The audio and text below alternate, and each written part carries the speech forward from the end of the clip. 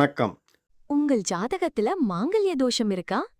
இது கல்யாண தடைக்கு காரணமாகலாம். நண்பர் ஒருத்தர் இந்த ஜாதகத்தை கொடுத்து, இது என்னுடைய மகன் ஜாதகம். கடந்த 4 ஆண்டுகளாக பெண் தேடுகிறோம். இதுவரை அமையவில்லை. இவருக்கு எப்போது திருமணம் நடக்கும்? ஏதாவது தோஷம் உள்ளதா? அல்லது பரிகாரம் செய்யணுமா? அப்படின்னு ஒரு கேள்வி கேட்டிருக்கிறார். இந்த ஜாதகர் கன்னி ராசியில் ரிஷப லக்கணத்தில் பிறந்திருக்கிறார். இவர் 1997 மே மாதம் 18ஆம் தேதி பிறந்திருக்கிறார்.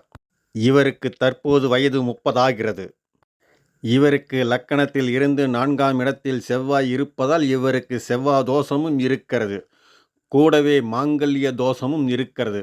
மாங்கல்ய தோஷம் என்பது பெண்களுக்குத்தானே, ஆண்களுக்கு இல்லை என்று சொல்லலாம். ஆனால் இவருக்கும் மாங்கல்ய தோஷம் இருக்கிறது. இவருக்கு செவ்வாய் தோஷம் இருப்பதால் செவ்வாய் தோஷம் பெண்ணை தேடினால் திருமணம் நடக்கும் என்று எண்ணலாம். ஆனால் அப்படியும் இல்லை. ராசியில் ராகு கேது இருக்கிறது. அதனால் ராகு கேது ஜாதகம் என்று எண்ணி ராகு கேது பெண்ணாக தேடலாம். ஆனால் அதுவும் இல்லை. சரி, இந்த ஜாதகத்துக்கு என்னதான் பின்ன செய்வது, பரிகாரம் செய்யலாமா என்று எண்ணினாலும் குருவோடு ராகு அல்லது கேது இணைந்திருந்தால்தான் பரிகாரத்தை ஏற்றுக்கொள்ளும் இந்த ஜாதகம். இந்த ஜாதகத்துக்கு தற்போது செவ்வாய் தோஷம் தானாகவே நீங்கி உள்ளது. தற்போது 2026 கேது என்ற கிரகம் சிம்ம ராசியில் செவ்வாயோடு பயணம் செய்கிறது. அதனால் தானாகவே செவ்வாய் தோஷம் நீங்கிவிட்டது. அதனால் தற்போது சிம்ம ராசியில் இருக்கும் கேது செவ்வாயை விட்டு நீங்குவதற்குள் இந்த ஜாதகருக்கு திருமணத்தை நடத்தி வைத்துத்தான் செல்லும். அடுத்தது மாங்கல்ய தோஷம். இவருக்கு வரப்போற மனைவி திருமணத்துக்கு முன்பே தெரிந்த பெண்ணாக இருக்கும்.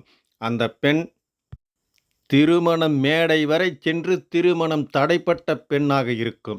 அல்லது கணவனால் கைவிடப்பட்ட பெண்ணாக இருக்கும். இது போன்ற பெண்தான் இவருக்கு மனைவியாக அமையும். இதுதான் மாங்கல்ய தோஷம். நம்ம முன்னோர்கள் சொன்ன ராசி ரகசியங்களை இப்போ உங்க கையில் தரப்போறோம்.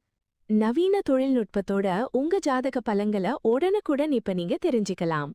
லைக் பண்ணுங்கள் நண்பர்கள், ஷேர் பண்ணுங்கள். சப்ஸ்கிரைப் பண்ணுங்கள். நன்றி.